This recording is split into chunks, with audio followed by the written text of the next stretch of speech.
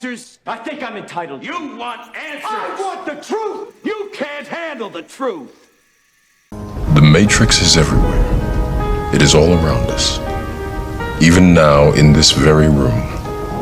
You can see it when you look out your window or when you turn on your television.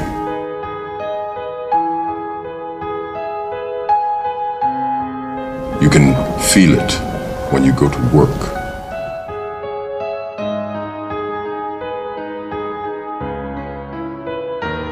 When you go to church, when you pay your taxes.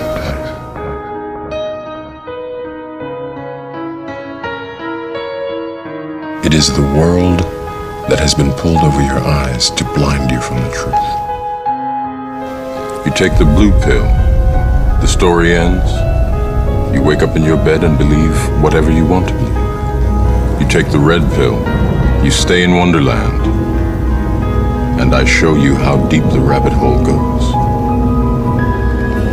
Remember, all I'm offering is the truth, nothing more.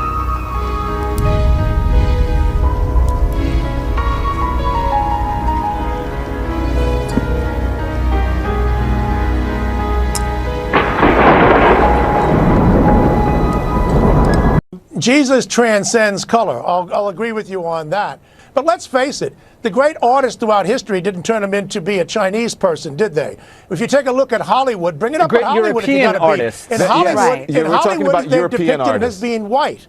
Okay, so again, you're getting too serious. You're getting too serious on this. If you want to regard him as black or Chinese or Puerto Rican, that's your business. But he has been depicted traditionally as being white. Hey, I kind of feel like I let you off easy because you said, oh, he's every person. But if you're talking about historical fact, what do you believe? Well, look, you know the term, oh, Jesus? Well, that's what he is. He's Irish.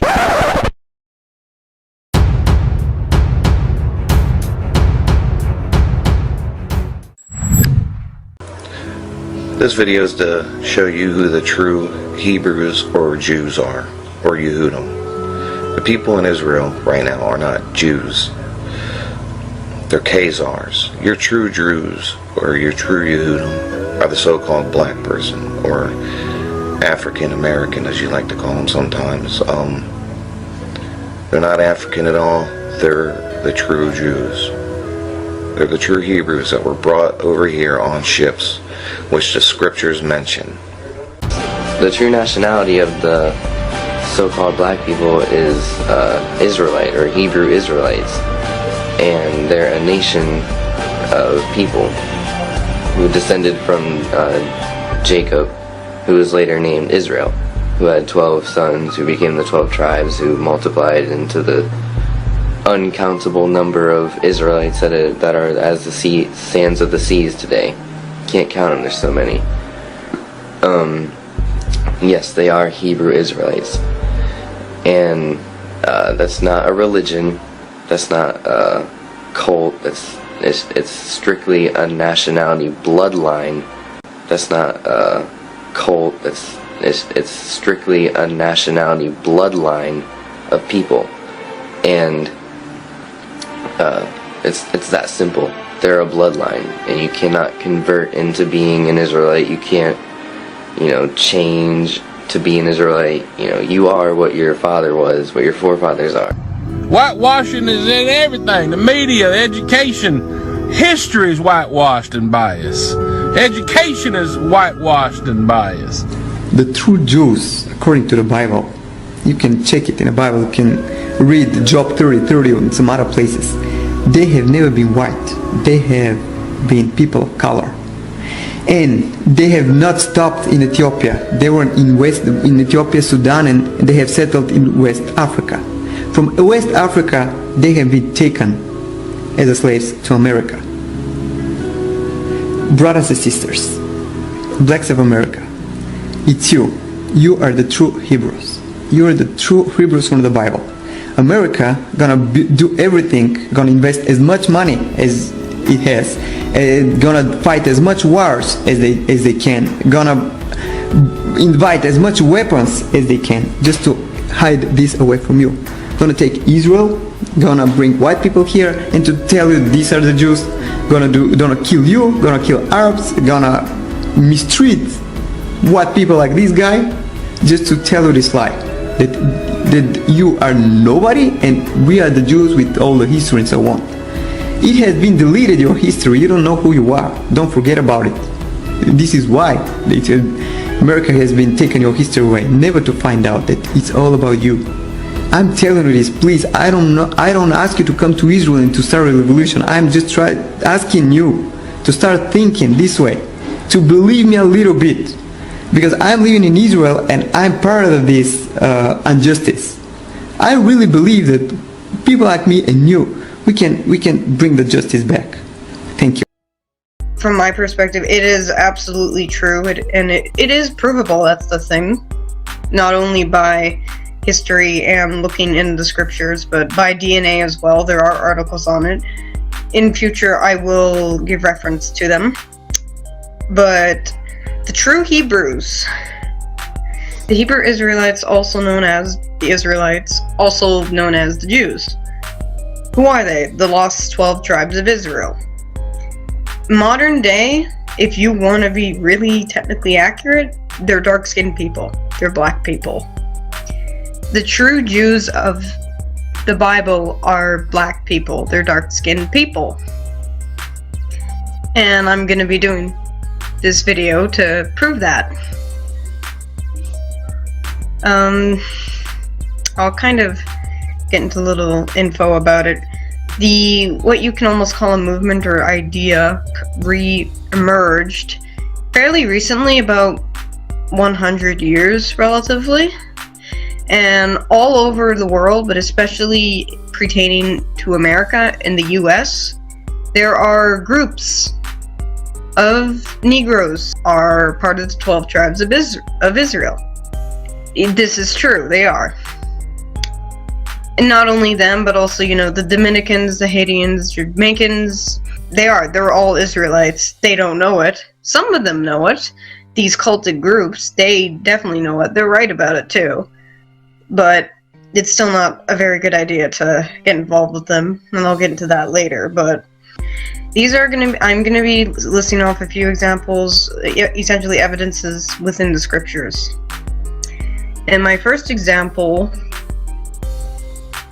sorry, just a moment, is Joseph.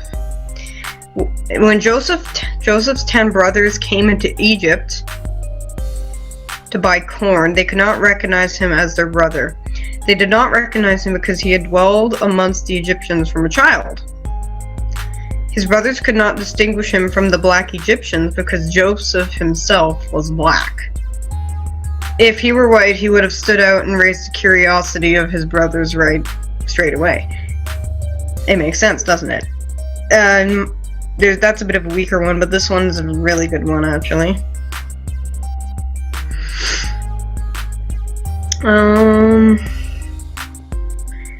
Moses, when he was speaking to the Lord, and the Lord told him to put his hand in his bosom, which means his dress robes. It's not literally, as I've heard some people say, his butt. No, that's weird. He put his hand in his bosom, and when he pulled it out, his hand was leprous as snow. Now, leprosy was within the Bible. It's when your skin turns white, like mine, how I'm Caucasian. That happened to Miriam too. And back then, if you were not all white, but patchy black and white, it was considered unclean. If you are completely white within the Old Testament laws, you are considered clean. And there are doctrines going through different cults that no matter what, if you're patchy white, what we'll call it, or if you're white in general, you're essentially naturally unclean. Like some of these cults, they're completely racist, and it is understandable because of the history of the slave trade and the kind of black people and people of color in general have gone through. It is understandable because of the history of the slave trade and the kind of black people and people of color in general have gone through. But there is racism, and that is one of the racist concepts that float around.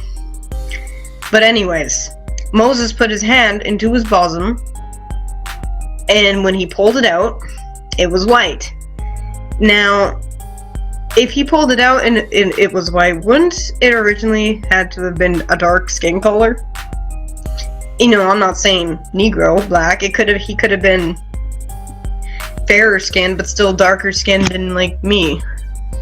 He had to have some sort of dark pigmentation in order for him to have pulled his hand out and it turned leprous as snow. Same as Miriam. Same as anyone in the Old Testament who got leprosy listed in the Bible or not. No matter what you're presented with, you still want to dispute this and maintain your superior, pompous, arrogant attitudes.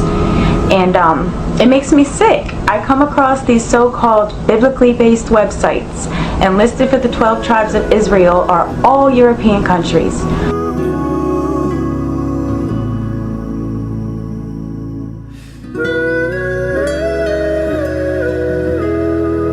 What is wrong with you people? You should be ashamed of yourselves. After everything these people have been through at the hand of the white man, slaughtered, ran off their land, sold into bondage, had their heritage stolen from them, would it kill you? Would it kill you to acknowledge the fact that these could be God's chosen elect? Well, evidently so. And unfortunately, in the words of King Solomon, there's nothing new under the sun. All right, I'm sitting here, we're in Jerusalem, and just so happened that some of our folks ran into a most fascinating gentleman doing some extremely fascinating work, and you're going to find out some things you never knew before. All right, give us your name, please. Harry Rosenberg.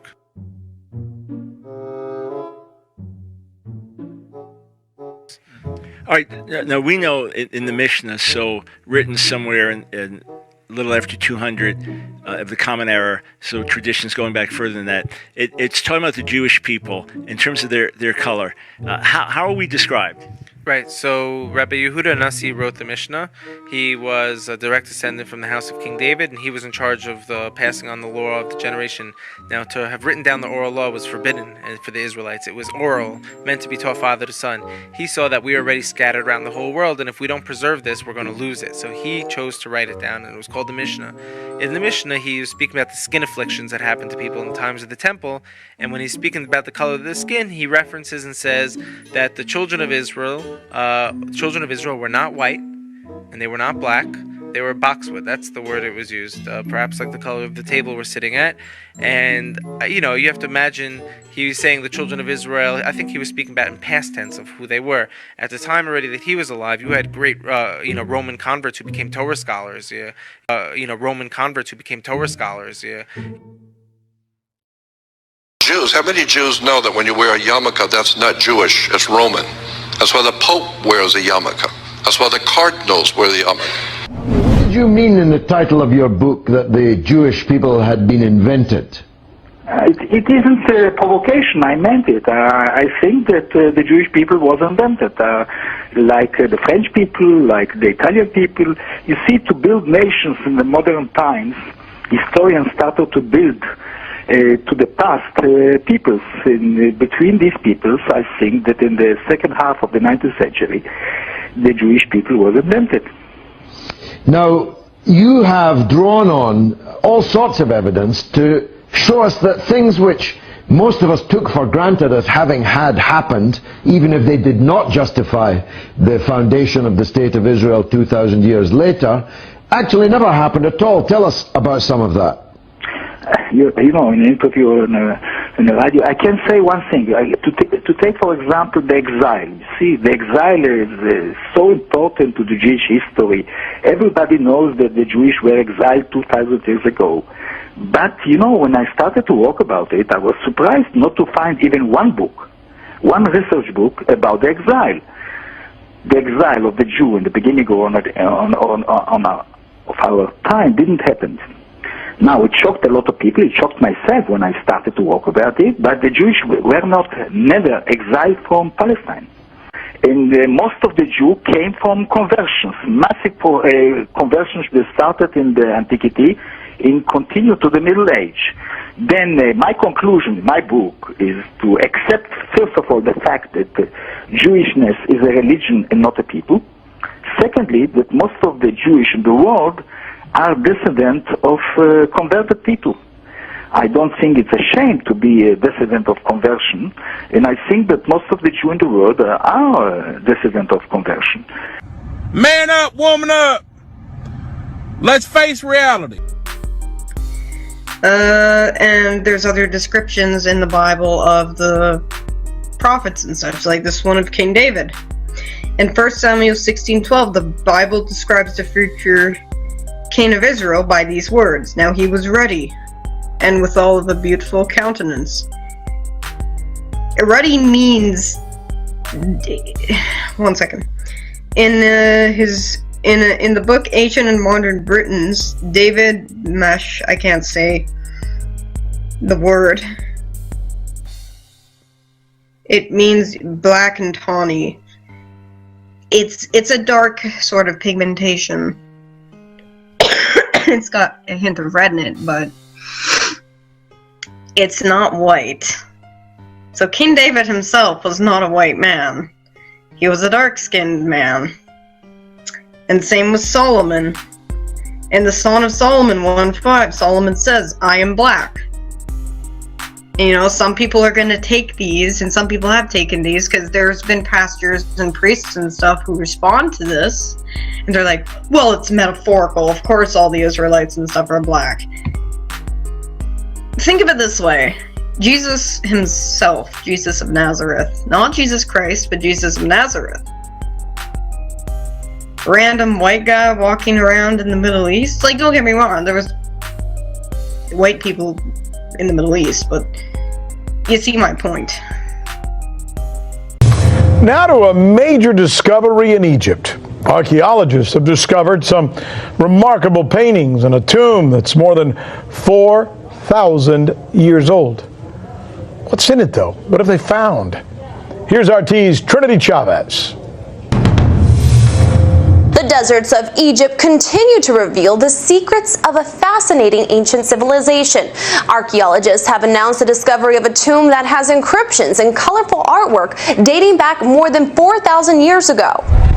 The country's Ministry of Antiquities has unveiled a well-preserved tomb that is thought to belong to a nobleman during the 5th dynasty.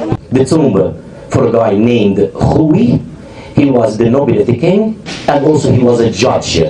The tomb is 4,400 years old, back to the old kingdom. It's a private high official tomb who lived during the reign of the king Djedkare, the 8th king of the 5th dynasty, almost the 24th century BC. The colors are exceptionally well preserved inside the tomb. The tomb, a part of a massive necropolis at Saqqara, south of Cairo, stands out for its incredibly distinctive design. The tomb is L-shaped and has a small corridor leading down to an antechamber. Beyond a larger chamber has walls covered by painted reliefs that show Kui sitting at a table for offerings. The L-shaped tomb's chamber bear inscriptions and colorful reliefs that are so well preserved that the experts excavating the site were able to discern the fingerprints of the tomb's painter. Your ancestors are niggers. Ehi. Che succede? I turisti caduti in Siciliano sono vivi e dove c'è su Mars. During World War II, the Israelites, some of them ran to Sicily to escape. It's always been a refuge island. Anytime there was trouble, people went there. So yeah, Sicilians are really, really mixed, you know? But usually it was the same people. The Jews, some Muslim, the Africans. But see, the thing is that the Jews, the Muslims, and the Egyptians are all black. So all it did was lower us down a little bit, because if they didn't have as much black, or maybe they had the same amount, and it just kept it the same, it really didn't change us that much, because most of the people that came from other places were black. The Muslims have black in them. Alright, I'll give you an example. I know what you think, no, they're Muslims and not black. Yes, they are. And I'll prove it too. If you go to the Bible, you'll find in Genesis that that Abraham, his handmaid that he was given by his wife to have a baby with, was Egyptian. Now I know when you say Egyptian, the first thing you think is a light-colored person with this kind of beard and this kind of hair. No, we're talking about a black person. Remember, this is way back biblical time. Te llamo para que vaya a recoger la paellera. Y me ha puesto el sur, ya para abrir el restaurante que era el arroz. Y me llama el cocinero. Risita, ¿qué? Ve por la paellera. Venga, que a las 2 de la tarde ya están aquí. Mira, el bañador. En las chanclas. Todo despeinado porque no me dio tiempo nada ponerme las chanclas y el bañador. Voy a la playa, había subido la marea. ¿Y tú?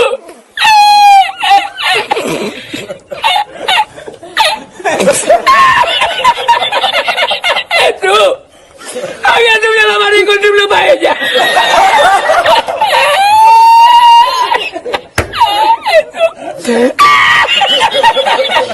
Y la encontré porque estaba la paellera agarrada metida entre las piedras de chipiones del faro.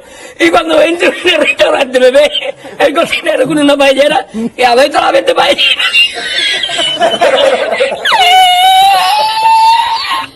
¡Ándale, mira dónde llega el agua!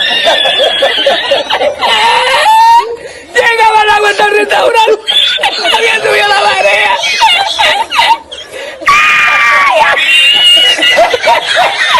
¿Y tú? ¡Ay, qué hacemos ahora! Con los 2 sacos de arroz. ¡Ay, llama para Sevilla! ¡Llama a Sevilla que traigo paella!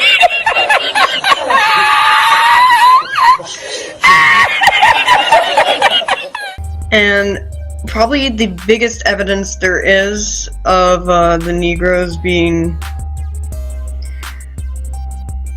one of the 12 tribes of Israel is the curses in Deuteronomy. There was a prophet named Moses.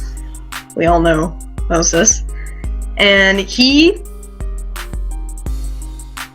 did a prophecy, and he said that you'll be delivered into captivity because you will forsake your God. And they did that. It was the slave trade. Because he described the curses of disobedience, and he described what would happen. And if you look in the curses of disobedience, it is exactly the same as all the stuff that happened to Negro people during the slave trade.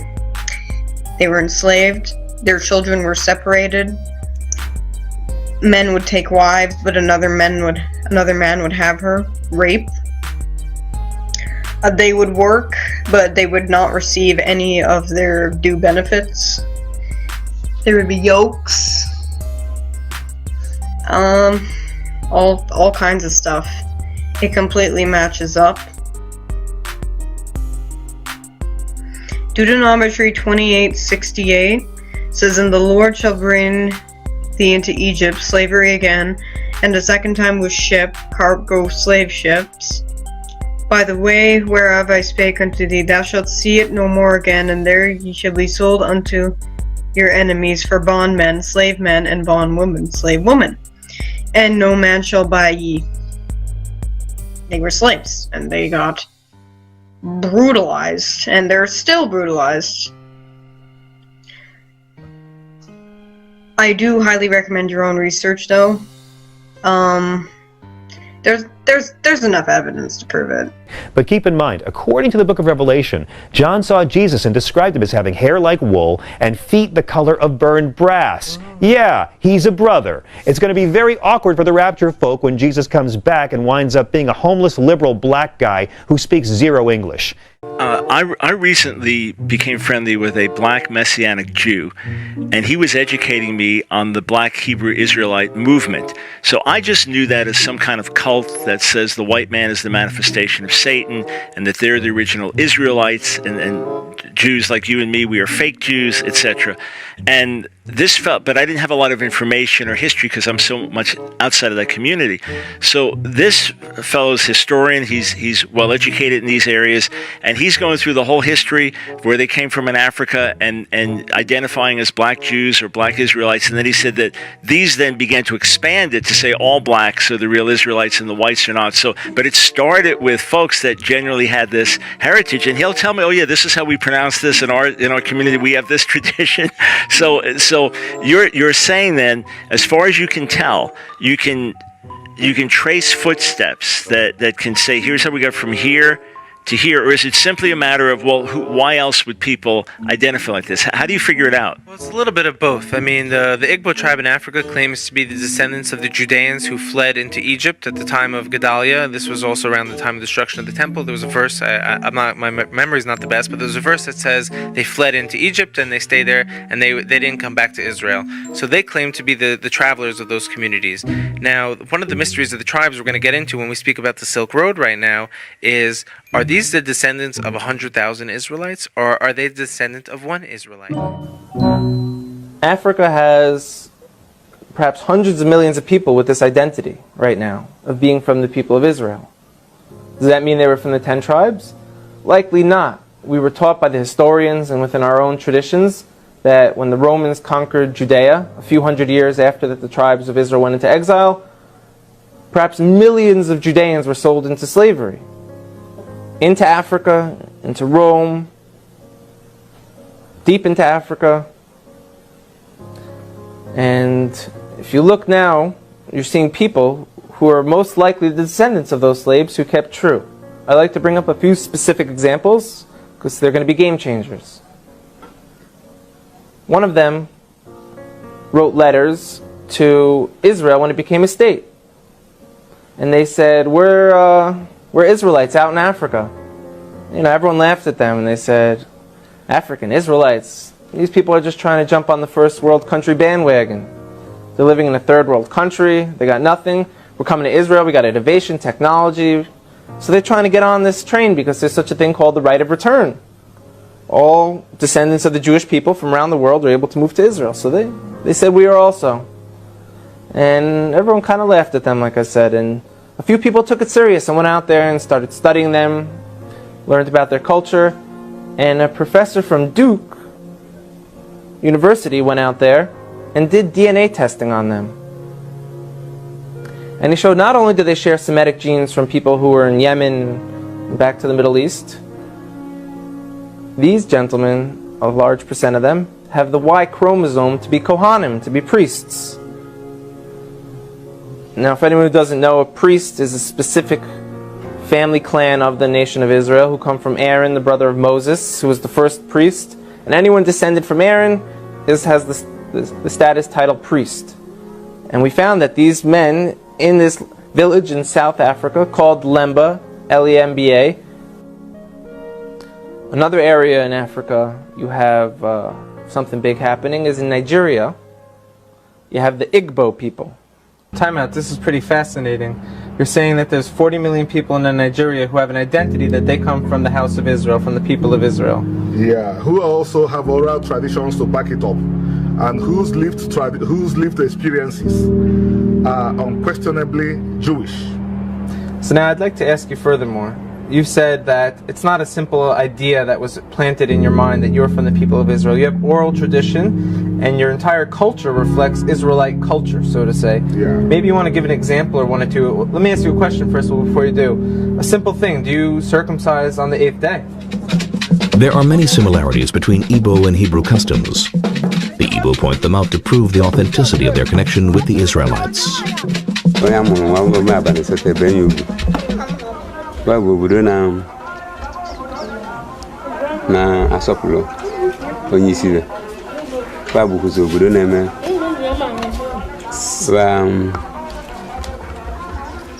na-edebe ụbọchị ozuzu ike Chineke eje ọrụ ụbọchị ozuzu ike na asọpụrụ ya. Every Igbo is circumcised on the 8th day and has been, the Igbo people have been circumcising their males on the 8th day since immemorial times. Yeah. Fascinating. And now you have a word for the Torah or for God in your culture? The Igbo word or the Igbo phrase for the Igbo culture is omenana.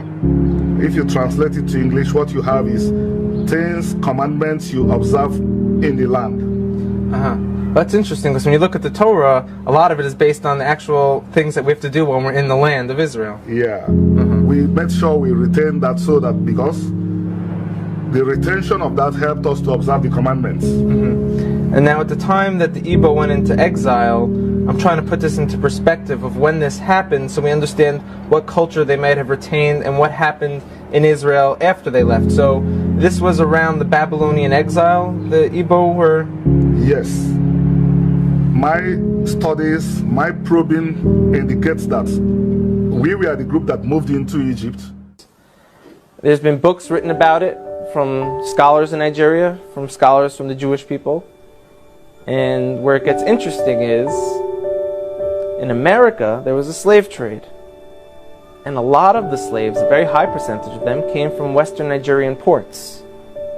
And in America today, you see a very large movement of African Americans who say that they're the real chosen people, that they're the children of Israel, they're the Judeans.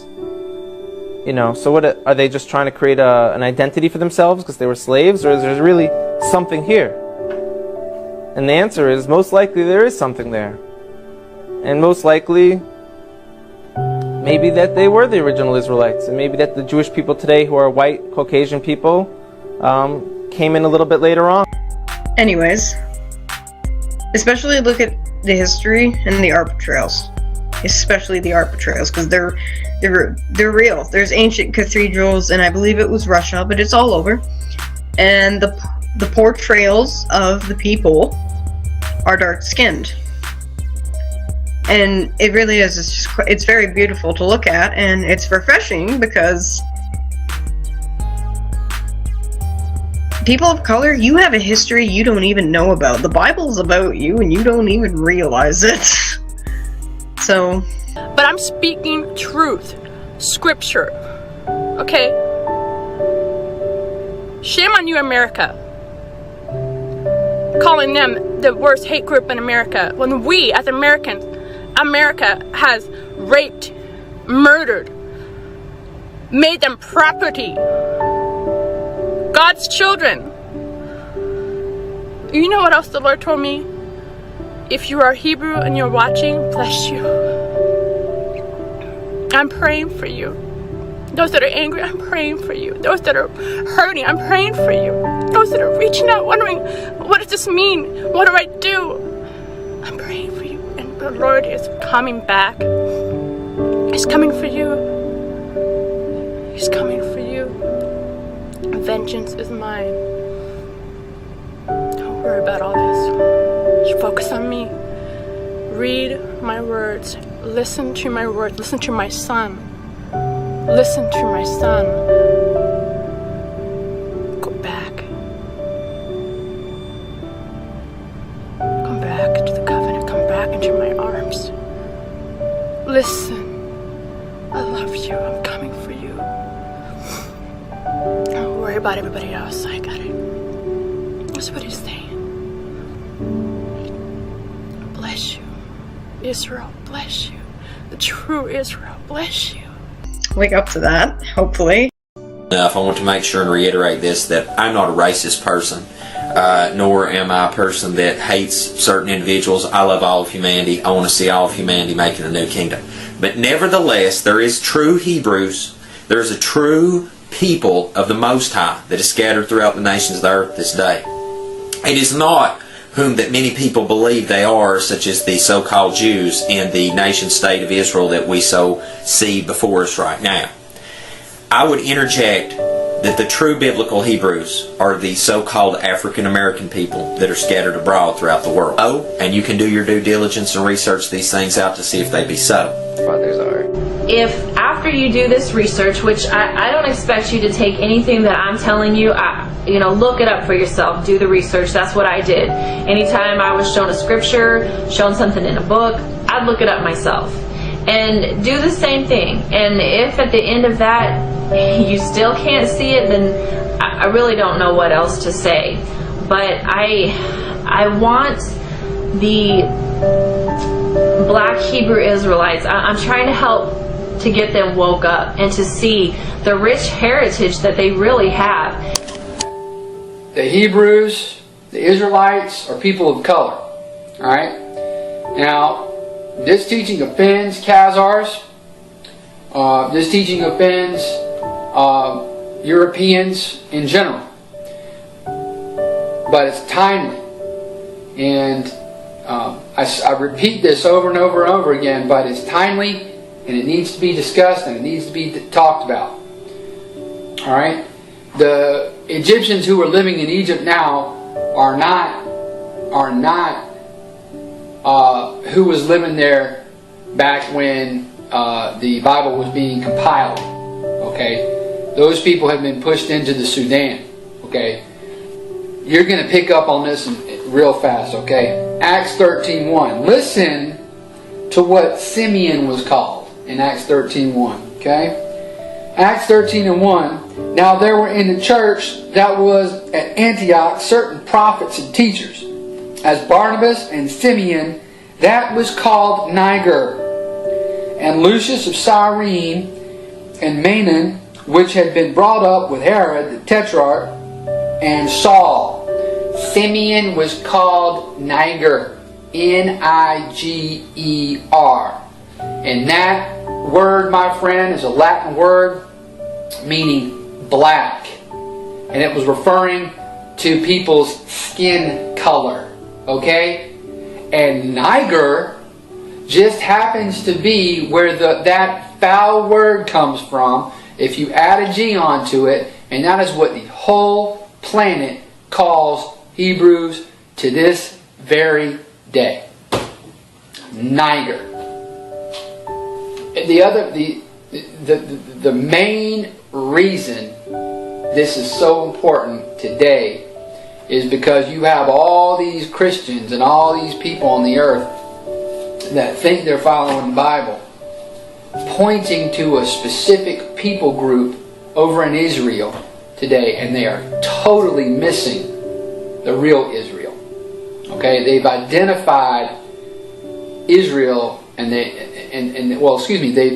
haven't correctly identified Israel, and it is leading to all kinds of chaos on the earth. Okay? Most people are looking at who is over there in this land today, and they are calling them Israel. And I mean, I'm talking about big name preachers. I'm talking about, run-of-the-mill preachers in small congregations. 99% of them who have a church front, who have a building, are calling Khazars Hebrews. And they are completely misfiring. So that's why it's important. Okay? The other reason it's important is because it's just the truth. We should be a people who speak the truth no matter what. What is it that keeps us stuck right there in that comfortable position of untruth? For so is the will of God, that with well-doing ye may put to silence the ignorance of foolish men.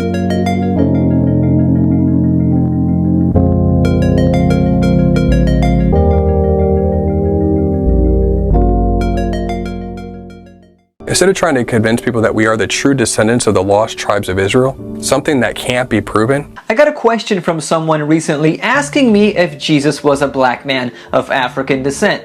From what I understand, some like the black Hebrew Israelites think Jesus was black based on certain passages from the Bible. If you go to Mexico, Jesus may look more Mexican in their paintings and artwork. If you go to Africa, he's black, and so on. Na tunasema mji wetu lazima ukombolewe.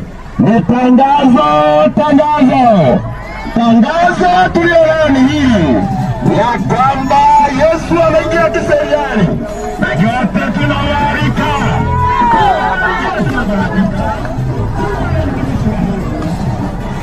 But to make Jesus' skin color a topic of debate is really a waste of time. Just because it makes you feel uncomfortable doesn't mean it has to change. Jesus was a white man too, but it's like he was a historical figure. I mean, that's a verifiable fact, as is Santa. I just want the kids watching to know that. Jesus transcends color. I'll agree with you on that. But let's face it, the great artists throughout history didn't turn him into be a Chinese person, did they? If you take a look at Hollywood, bring it up at Hollywood if you got to be. In Hollywood, they've depicted him as being white. Okay, so you're getting too serious. You're getting too serious on this. If you want to regard him as black or Chinese or Puerto Rican, that's your business. But he has been depicted traditionally as being white. Hey, I kind of feel like I let you off easy because you said, oh, he's every person. But if you're talking about historical fact, what do you believe? Well, look, you know the term, oh, Jesus? Well, that's what he is. He's Irish. He's oh Jesus, all right? Look, again, Jesus transcends color. We know he was a man. That much we can be certain of, although I imagine somebody now will be upset about that, too. Maybe when we have Martin Luther King Day, he'll all of a sudden become a white guy. Look, this idea that everybody has to be included in everything is madness. Hang on. You seem to be contradicting yourself because you're saying you know that Martin Luther King Jr. was not a white guy. He's a black man. Right. Scholars are telling you that Jesus was not a white man, but you won't concede that point? What I'm saying, what I said before, is that Hollywood is depicted in that way, and the great artists have for hundreds of years. So if you have a problem, take it up with them. But I say, did not Israel know? First Moses saith, I will provoke you to jealousy by them that are no people, and by a foolish nation I will anger you. Interesting. What is? Regency England. A bit more black than they show in the movies. So was Jesus. History's a whitewash. So was Jesus. History's a whitewash.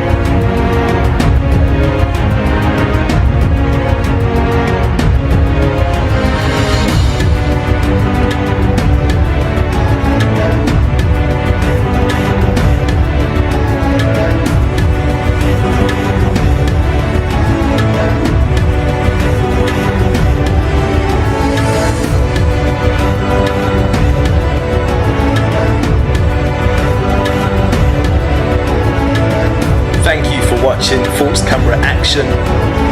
Before you go anywhere, don't forget to click subscribe.